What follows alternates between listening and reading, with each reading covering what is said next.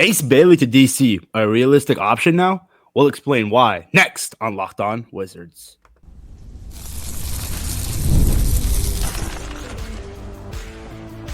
You are Locked On Wizards, your daily Washington Wizards podcast, part of the Locked On Podcast Network.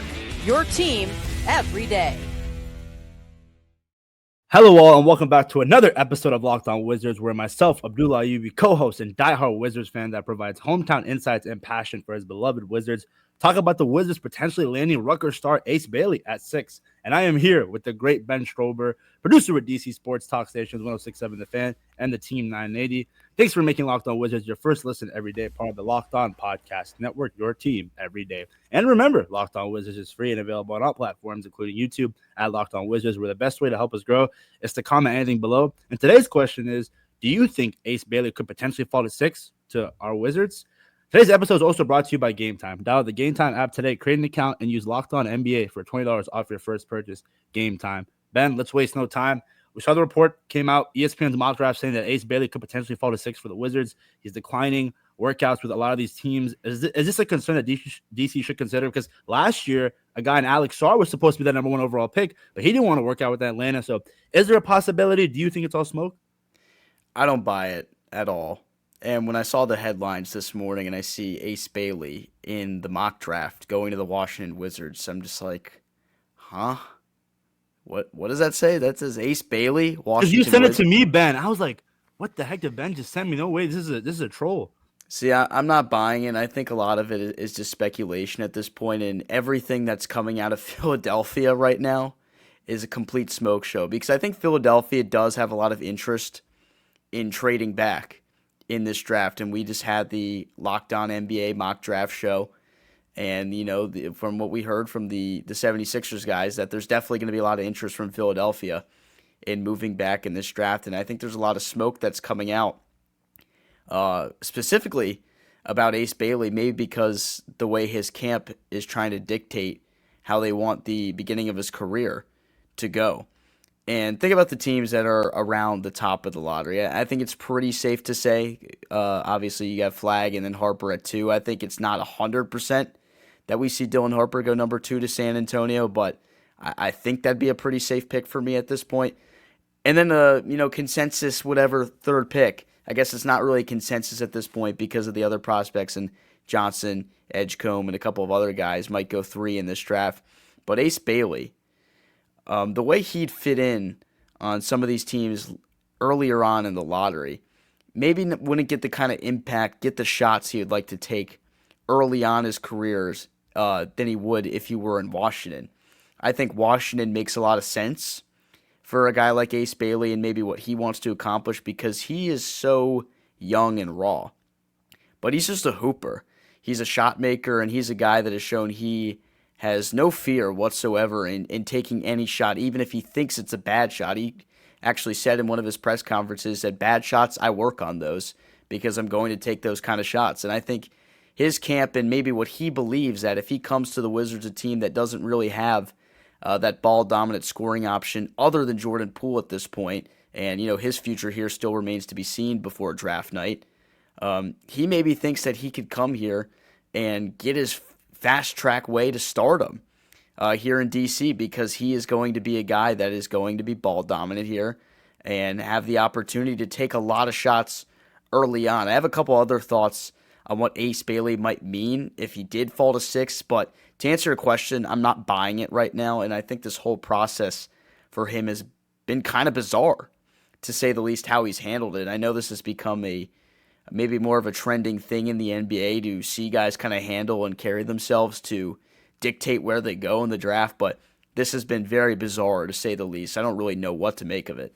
Yeah, for me, it would be awesome to land a talent like Ace Bailey here in Washington, but do you think this is somewhat of a concern of his character? Because a lot of people bring up the fact that, this is kind of diva-ish to dictate where you're going to play in the NBA. I mean, just be lucky you're getting a chance to even play at all. But also, you have to think about the player's perspective. He wants to go out there and put himself in the best position. And you talked about working on bad shots, and it's just so funny because a lot of people were harping on Jordan Poole about him taking all those bad shots, but he worked on it. So is there a possibility, if you're Ace Bailey, thinking, if Jordan Poole's traded and I go there, I'm going to be that number 1 guy? But my also thinking is, if Jordan Poole stays, would I want to go to Washington? If that makes sense, Ben. So this is a sticky situation, and it's also less than 7, 8 days away from the draft. Why do you say this now? Why shake up so many draft boards? I still think he's going to be taking the top 5. It'll be awesome if he's there at 6 for DC, because a guy like him, you need a scoring wing, especially if Bilal Coulibaly doesn't take that year 3 offensive jump that I think he can do. But we'll just have to see how the jury's still out on him. Ace Bailey, the talent is there. That wing with that size, shot creating, he definitely transitioned to a star. Will take some time, but with all these young guys here in DC, there's going to be times where he's going to share the load with Bub Carrington, Alex Sarr. So is he okay with that? I'm assuming so. So this is just a sticky situation that if you're Washington, it's something you have to monitor, because in a world where if it's Bailey or Johnson at 6, I think you have to lean towards Ace Bailey, Ben. And I love Trey Johnson, but the wing, the size and ability, it's just very hard to get into the NBA.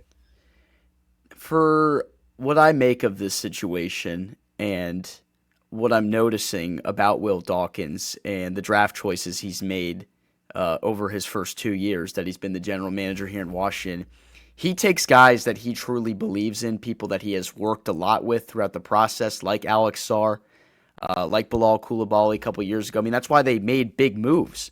On draft night, Denny Avdia gets moved last year on draft night to get a guy like Bub Carrington that they were super high on, and they are still super high on. They traded up 1 spot to get Bilal Coulibaly 2 years ago in the draft, moved up from 8 to 7 to get him. And the fact that Ace Bailey hasn't even worked out with anyone, it just screams this doesn't really seem like a situation where Will Dawkins would actually want to take him at this point. I know maybe because the Wizards were picking 6, they didn't think he'd be there, and maybe that's why he's not more involved in the process, but he's not working out with anyone, so it's not like a Wizards thing or a couple teams. I know Alex Sarr had just chose a couple teams maybe he didn't want to work out with in that situation last year, but I think at this point there's no guarantee that the Wizards would be taking him at the 6th pick if he's even there, because for him to fall in this draft to the 6th pick, if he did, I'm still not buying it, first of all. But if he did in this situation, I wonder if this front office, who is very smart, very savvy, they would probably be concerned with the proponent that Ace Bailey, someone who should have been a top 3 pick in this draft, is all of a sudden sliding through a couple teams that could actually really use a player like him. I think Utah and Charlotte at 4 and 5, those teams certainly could use a player like Ace Bailey. I think anyone in this draft could use a player that has the talent and the intangibles, the size of Ace Bailey. But I think there would be concerns from Will Dawkins if he was there at 6. And that's why I'm not really sure that it'd be a guarantee that they would select him at this point. I think there are so many good things about Ace Bailey, and I would totally be in on the pick. But as I've said many times before, we're at the mercy of the evaluators right here. Actually, I just stole that one from Linnell. But we're at the mercy of the evaluators, and I have a lot of trust and belief in this front office to make the right decision here. I think Ace Bailey has really hurt his stock more than he's helped it with the way he's handled this draft process. It's really odd to me. Yeah, I agree. And I trust Will Dawkins. I think a lot of Wizards fans should.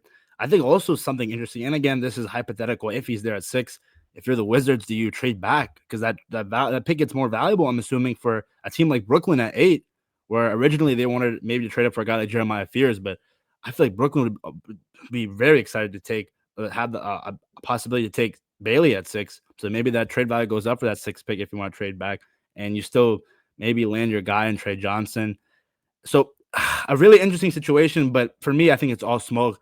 This usually happens come draft time where there's a guy and everyone is saying that he's going to fall, but the talent that he has, it's kind of hard to see him fall out of the top 5. And I think it just wouldn't make sense, Ben. And if you're Will Dawkins and company, you've seen the guys fall before.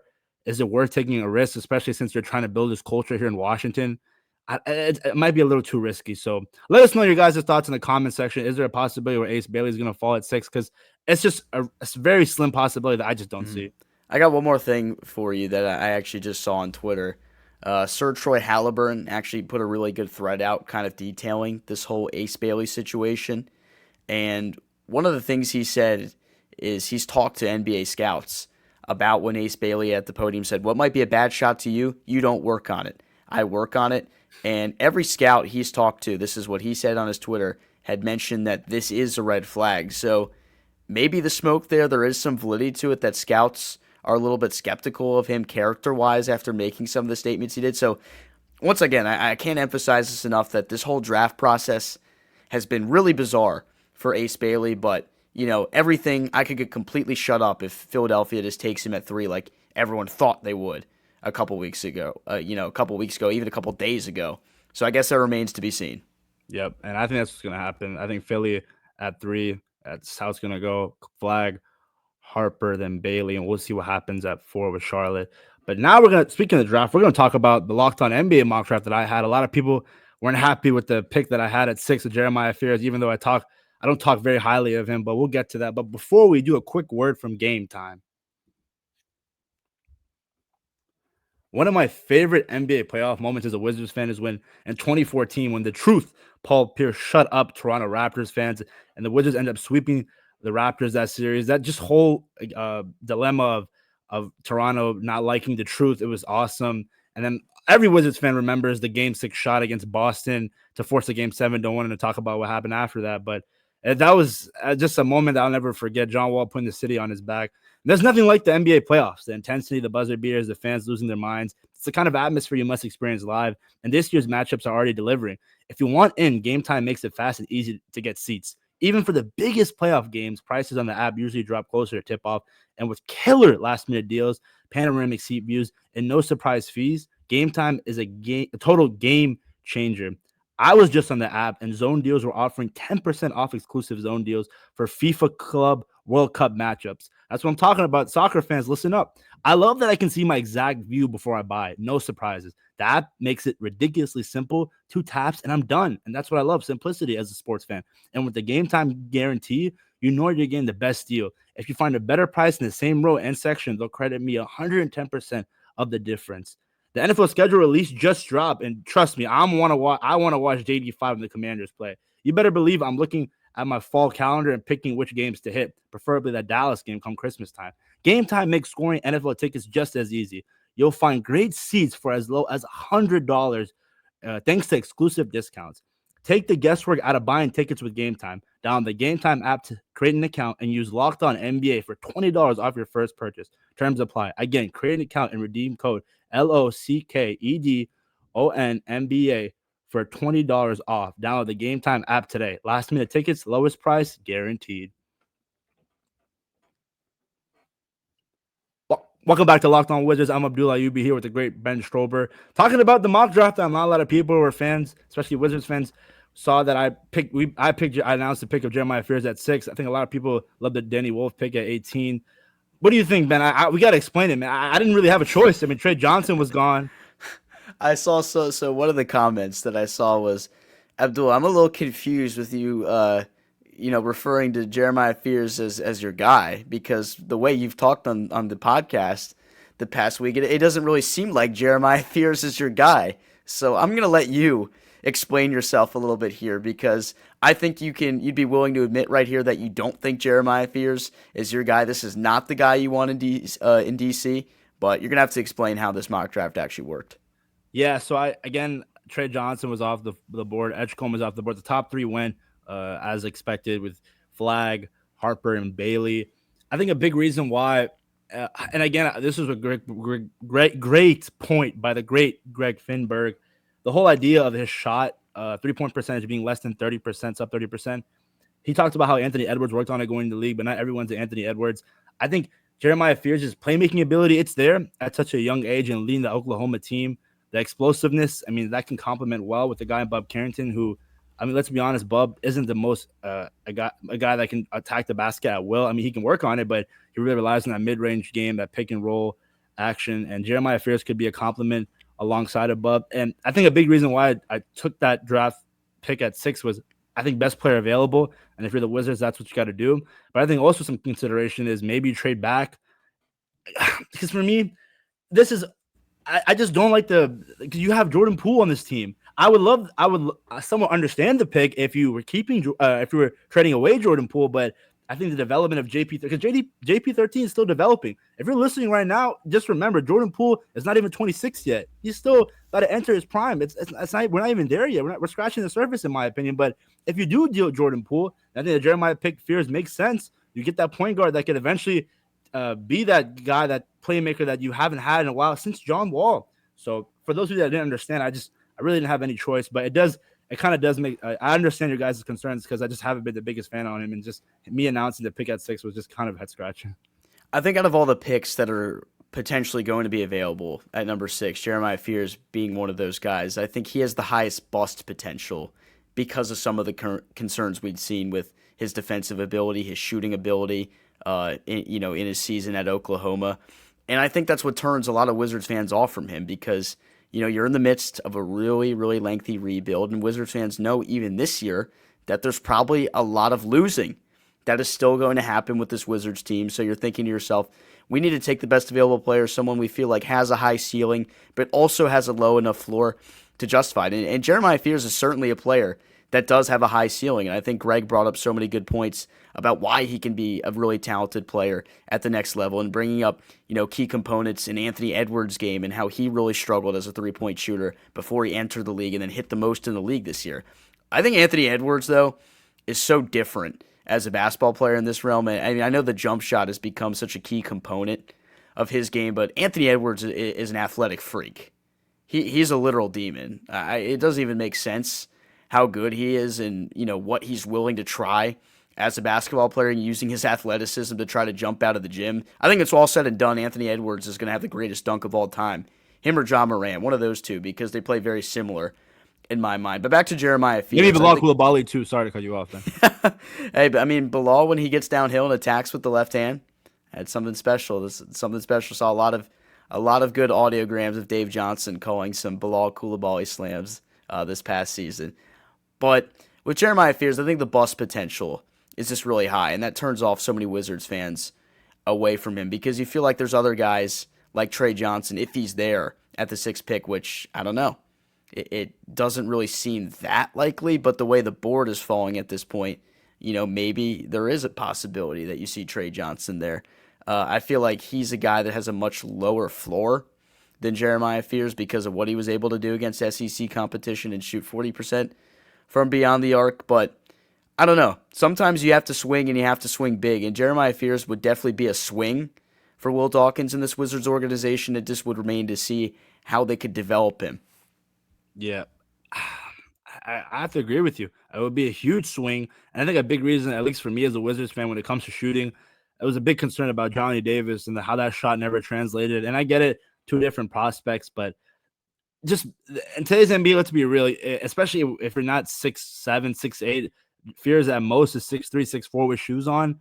If you can't shoot the ball well and you're a liability on defense, I always go back to the whole being a short guard. It's tough because unless you're a really great gifted offensive scorer like a guy in Jalen Brunson this upcoming year, regardless of what you do offensively, defensively, you're going to get picked on. NBA teams are going to do that. So if you're the Wizards, Fears at 6 is a possibility. I don't see it happening because I still somehow think in the world Trey Johnson's going to fall at 6. But a lot of I want to hear the reason why a lot of people are so high on Fears. It's just, it has to be the playmaking ability, I'm assuming, Ben. It's just off the charts because you talked about how it's very high boom potential, but also very high bust. Yeah, I think, playmaking ability is something we've lacked in Washington for a long time. To have a star guard that's as good as a playmaker as maybe someone like John Wall was, especially in his prime, because there was nobody that was dropping more dimes in the National Basketball Association than John Wall in his prime. And it took him some time to develop and get to that point. There was obviously the flashes because of how athletic Wall was and the speed he brought to the table. And I think Fears is a different player from that sense. But I think Wall, the biggest concern with him really was his jump shot, and he really struggled early on in his career as a jump shooter. I think he shot 7% from 3 in his rookie year or the second year or something like that. I can't even fully remember. And he never really became a great three-point shooter, but because of his playmaking ability and his ability to attack the rim and get downhill and make everyone around him better on that Wizards team, that's what made him so good. And I think that's the boom potential that you get out of a player like Jeremiah Fears. I just don't know if Will Dawkins and the Wizards front office is going to be willing to swing on him at this point, or if they're going to play it a little bit safer at 6. Yeah, we'll just have to see. Will Dawkins, a man who we saw last year was very aggressive on draft night and trading a guy in Denny Avdia, who we thought was going to be the number one option here in DC for a good young guy in Bub Carrington. So we'll have to see how it all pans out. And whatever Will Dawkins does, we both have the utmost confidence that it will be the right thing here in Washington. But now we transition. Speaking of Will Dawkins, we're talking about building a championship team. Let's talk about the Wizards' depth and how they're building it, their philosophy, Will Dawkins. But before we do, a quick word from OLIPOP. OLIPOP is a new kind of soda made for people who love the classic taste of soda but want something that supports their health. With just 2 to 5 grams of sugar and 9 grams of prebiotic fiber in every can, OLIPOP is reimagining soda in a way that's better for your gut. Traditional sodas are loaded with sugar, like 39 grams in a regular Coke or 44 grams in orange Fanta. OLIPOP flips the script with just a fraction of the sugar. No artificial sweeteners and gut-friendly ingredients like Ollie Smart. A blend shown to support digestive and overall health. It's soda that tastes like the real thing, but actually does something good for your body. I love my favorite flavor, the classic root beer. There's a lot of options, but it's just a guy like me who grew up with a sweet tooth. I love it. A lot of grams of sugar that you're switching for. The alternate, it's best, and I could definitely feel the difference. And genuinely, like, it's definitely helped me when it comes to being on a diet. I don't have to worry about consuming so much sugar in a day every time I drank a Pepsi, which I grew up on. So get a free can of OLIPOP now. Just buy any 2 cans in store, and they'll reimburse you for 1. Head to drinkolipop.com/lockedonnba to claim your free can and find OLIPOP near you. That's drinkolipop.com/lockedonnba. We got to get you to try one of these, Ben. I love it, man. It's great. It's great. I didn't get my package of it. No, we'll hopefully we'll get to you soon. I'll send this to you. I drank a little bit of it, but welcome back to Locked On Wizards. I'm Abdullah and here with Ben, the great Ben Strober, talking about this Wizards team and the depth that they are currently having, which is insane because after this draft, and you have pick 6, pick 18, another second round pick, which you might trade, and you have so much draft capital in the future. It's crazy, Ben. A year ago, the Wizards' problem was the lack of talent, but coming into this draft, you're going to have so much talent on this team. Yeah, Linnell hit the nail on the head yesterday saying that this is going to be a difficult team to make, which is crazy. You think, how is a team that's probably going to be in the lottery next year going to be a difficult team to make? But I think there's a lot of talented players in a lot of different positions, and people are going to be battling for those spots. It's not going to be a guarantee. Linnell also brought this up, that 6 and 18, the players that are drafted in those spots, there's no guarantee that these guys are going to be in the starting lineup. The only guy, maybe Malawach, if he gets taken at some point in this draft, he maybe makes the most sense to instantly be a starter on this team because the Wizards certainly need a big man that can instantly pair alongside Alex Sarr. But if you do get a guy like Trey Johnson, and he's going to have to compete with Bub Carrington, Jordan Poole. Same thing with Jeremiah Fears on the opposite end of the spectrum. DJ Edgecombe, if he's there at 6, the Wizards would have to have him compete with a guy like Bilal Coulibaly, Keyshawn George. The competition is going to be everywhere, even though they're going to get 2 very talented players in this draft at some point. But, to my point, depth is so important in the NBA, and this finals has proven it. Every single game, either the Pacers or the Thunder have a guy off the bench that goes for 15 to 20 points, or multiple. I think it was game 2 of the NBA Finals where the Thunder had 3 or 4 dudes off the bench score 15 plus, a couple of them with 20. Aaron Wiggins has been so good off the bench this whole series. Alex Caruso, and then TJ McConnell off the bench is a spark plug for Indiana. You need key pieces of guys that you can bring in off the bench and that can fill the role if someone's having an off night because, Jalen Williams put up 40 points last night for Oklahoma City, and he's emerged into a superstar player and a bona fide second option, which maybe even discredits him a little bit behind SGA, just to call him a second option, how good he is. But he's not going to be perfect every single night, and everyone on Oklahoma City will tell you that firsthand. And I know Will Dawkins has that in his mind with what happens with this Wizards team because they have a lot of guys who are still developing offensively. It's going to be a work in progress with a lot of them. And maybe not everyone is even going to reach their full potential offensively. Like we touched on that with Bilal Coulibaly. If he doesn't reach maybe his full potential as a guy that can stretch the floor outside or maybe get downhill, if he doesn't assert himself more, he might be a guy that sees himself coming off the bench, which isn't a bad thing for this Wizards team. If Bilal Coulibaly is your sixth man, you're probably a pretty talented team at this point because he is one of the more elite perimeter defenders in the entire NBA.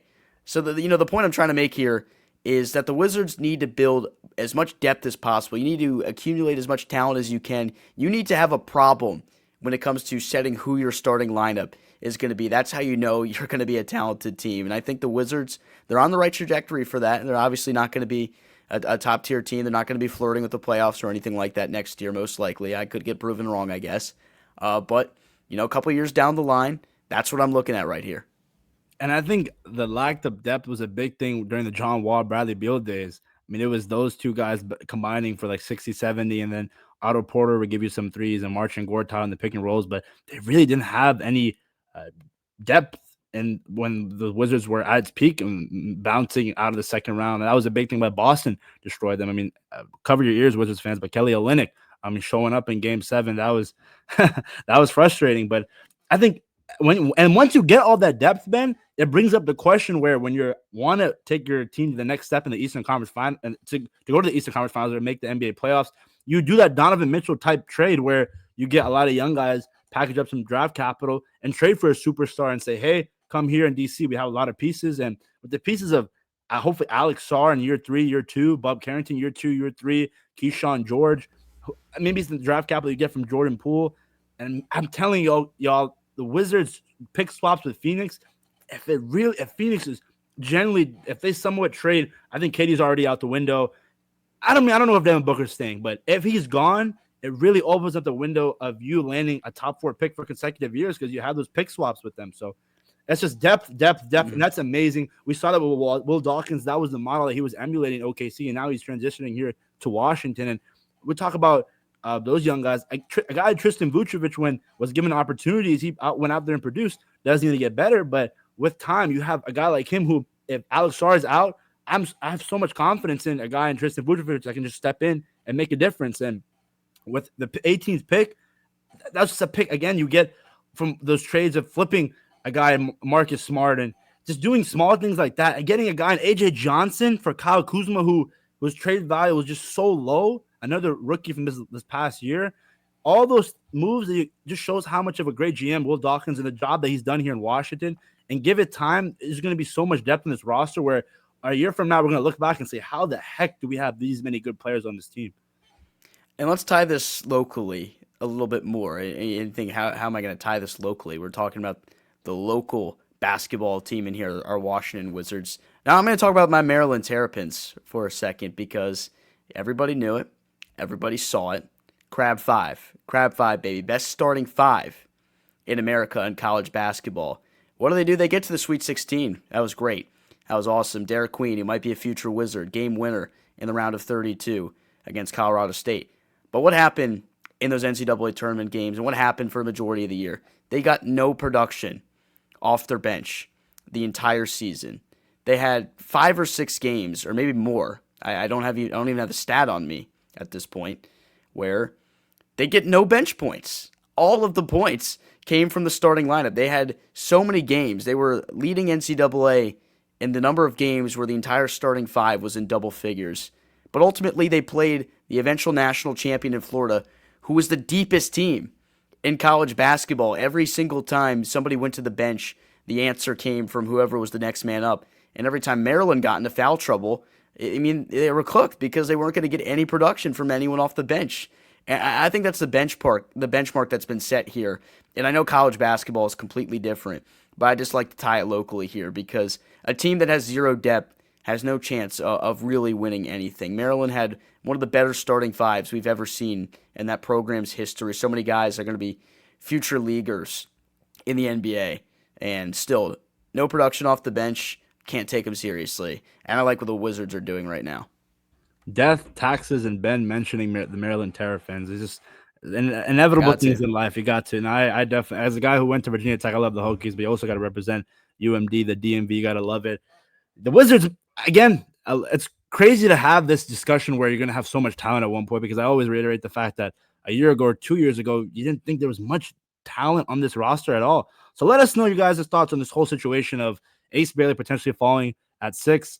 for those of you that are fans of Jeremiah Fears, how much of a drop-off is there between him and a guy in Trey Johnson? And how much talent is this Wizards team going to get a year from now? Let us know your guys' thoughts. And thank you again for listening to another episode of Locked On Wizards, your first listen today. For your second listen, check out the Locked On NBA Big Board Show. NBA draft expert Rafael Barlow reacts to every workout, interview, and rumor leading up to the NBA draft. Find Locked On NBA Big Board on YouTube or wherever you listen to podcasts. Thanks again for listening to Locked On Wizards. I'm Abdullah Ayubi. That's Ben Strober. We're out. Hail to the Wizards. Peace.